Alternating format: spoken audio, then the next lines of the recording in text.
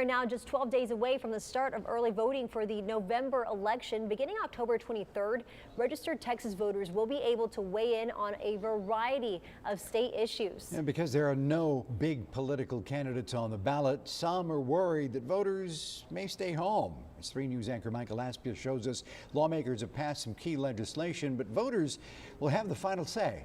Mike? Yeah, they certainly will, Rudy. Now, November 7th is mainly about Texans voting on amendments to our Constitution.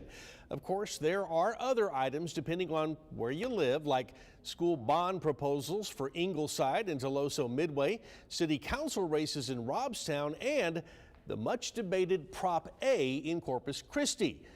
But a big chunk of the ballot will be given to items that state lawmakers are asking you to decide on.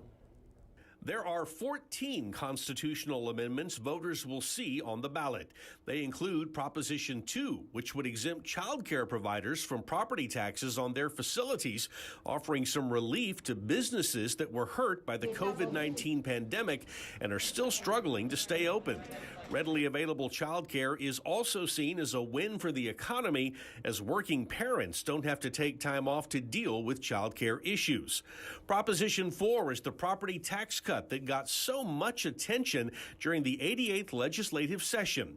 If voters approve, it would send more than $7 billion to school districts so they can lower their property tax rates.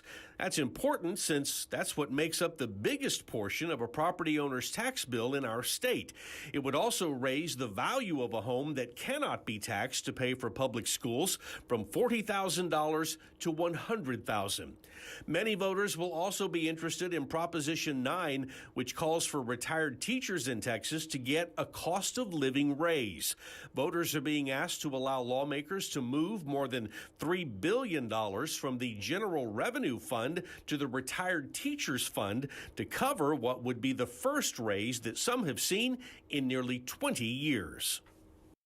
Now, other propositions protect the right to farm. They call for money to be spent to help fix our aging and deteriorating water pipes and expand internet access to help reach some of the 7 million people in our state who are currently without it.